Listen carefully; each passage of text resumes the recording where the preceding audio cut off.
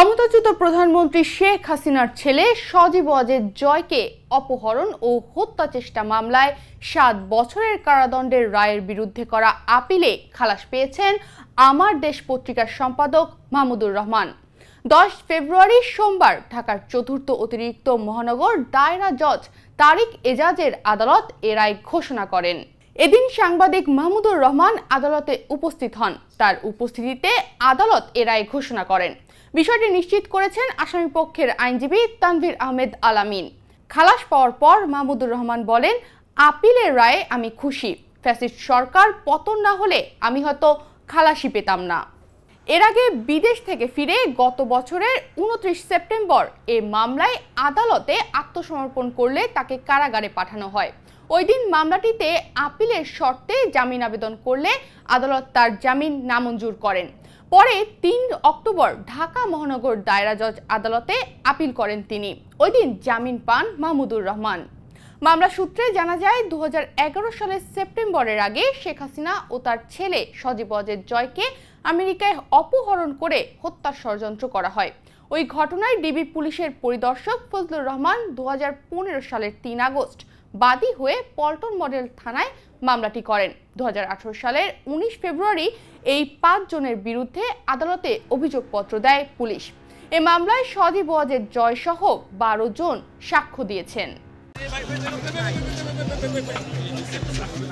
পরে এই মামলায় গত বছরের ১৭ আগস্ট ঢাকার অতিরিক্ত চিফ মেট্রোপলিটন ম্যাজিস্ট্রেট আসাদুজ্জামান নূরের আদালত আমার দেশ পত্রিকার তৎকালীন ভারপ্রাপ্ত সম্পাদক মাহমুদুর রহমান ও সাংবাদিক শফিক রহমান সহ ৫ জনের পৃথক ২ ধারায় ৭ বছরের সশ্রম কারাদণ্ড দেন। দণ্ডপ্রাপ্ত অপর ৩ আসামি হলেন জাসাস নেতা মোহাম্মদুল্লাহ, রিজভী আহমেদ সিজার ও মিজানুর রহমান ভুইয়া। আসামিদের দণ্ডবিধির ৩৬৫ ধারায় ৫ বছরের কারাদণ্ড ও ৫,০০০ টাকা অর্থদণ্ড দেন আদালত। জরিমানার টাকা অনাদায়ে তাদের আরও ১ মাসের কারাভোগের আদেশ দেওয়া হয়। এছাড়া একই আইনে ২২০-এর খ ধারায় ২ বছরের কারাদণ্ড ও ৫,০০০ টাকা জরিমানা অনাদায়ে আরও ১ মাসের কারাদণ্ড দিয়েছেন আদালত। ২ ধারার সাজা একসাথে চলবে বলে বিচারক রায়ে উল্লেখ করেন।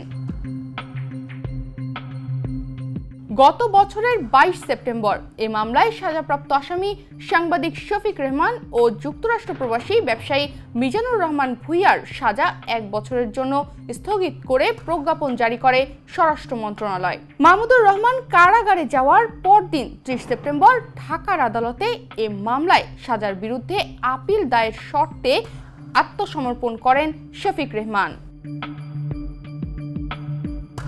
পতিত স্বৈরশাসক শেখ হাসিনার ছেলে সজীব ওয়াজেদ জয়কে অপহরণ ও হত্যা চেষ্টার মিথ্যা ষড়যন্ত্রমূলক মামলায় খালাস পেয়ে দৈনিক আমার দেশ পত্রিকার সম্পাদক মাহমুদুর রহমান বলেছেন, এই জয়ে আমি আদালতের থেকে বেশি কৃতজ্ঞতা জানাতে চাই জুলাই বিপ্লবে যারা শহীদ হয়েছে।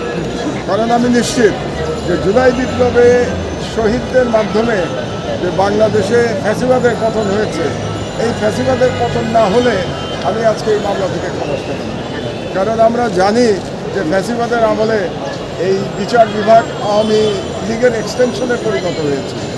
না হলে আমার বিরুদ্ধে যে হাস্যকরভাবে ভুয়া মামলা করা হয়েছিল, এই মামলা তো জজের প্রথম দিন ছুঁড়ে ফেলে দেওয়া উচিত ছিল। মামলা কি? যে শেখ হাসিনার পুত্রকে আমি নাকি আমেরিকাতে তাকে কিডন্যাপ করার চেষ্টা করেছি, ষড়যন্ত্র করেছি। এবং কোথায় বসে করেছি? জেলখানায় বসে। আমি তখন জেলে বন্দী ছিলাম যখন এই মামলা হয়েছে। এবং এই মামলার সঙ্গে আমার বিন্দু বিসর্গ সম্পর্ক ছিল না, আমি জানতামই না। হাসিনা এই মামলাটা দিয়েছিল কেবল আমাকে দীর্ঘদিন জেলখানায় রাখবার জন্য। এই ধরনের মামলা যে কোনো দেশে যেখানে আইন আছে, বিচার আছে, গণতন্ত্র আছে, বিচার বিভাগের স্বাধীনতা আছে, সে দেশে প্রথমেই এই মামলা রিজেক্ট হয়েছে। কিন্তু বাংলাদেশে এই মামলায় আমার ৭ বছর সাজা হয়েছিল, যে কারণে বিপ্লবোত্তর বাংলাদেশে এসেও আমাকে জেলে যেতে হয়েছিল। আমি ৫ দিন জেলে ছিলাম। তো আমি আইনের প্রতি শ্রদ্ধাশীল ছিলাম। আমি সারেন্ডার করেছি, বিদেশ থেকে এসে জেলখানায় গেছি, আদালতে মামলা করেছি। মামলা করে আজকে আমি মামলায় রায় পেয়েছি। এই মামলায় খালাস দিয়েছে আমাকে। যে বিচারক এই মামলার রায় দিয়েছেন সে বিচারক কতটা বায়াসড ছিলেন? সাংবাদিকদের এমন প্রশ্নের জবাবে মাহমুদুর রহমানের আইনজীবী তানভীর আহমেদ আল আমিন বলেন, একটি ফ্যাসিস্ট রাষ্ট্র ব্যবস্থায় আমরা কেউই সেফ ছিলাম না। একটা ফ্যাসিস্ট রাষ্ট্র কিভাবে আইনকে ব্যবহার করে, আদালতকে ব্যবহার করে, তার সম্মানিত নাগরিকদের হেনস্থা করার জন্য জেলে ভরে রাখার জন্য চেষ্টা করে, তার নিকৃষ্টতম উদাহরণ হলো এই মামলা। তিনি আরো বলেন, এ মামলায় সত্যের বিন্দু মাত্র কিছুই ছিল না, সাক্ষী ছিল না, এভিডেন্স ছিল না, আইনেরও তোয়াক্কা করতে হয়নি।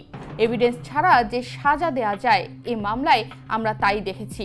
আমরা বলেছি এ মামলা করা থেকে শুরু করে সাজা দেয়া পর্যন্ত যারা জড়িত ছিল তাদের বলতে হবে কোন চাপে পড়ে তারা এই ধরনের একটা বেআইনি রায় দিয়েছিলেন।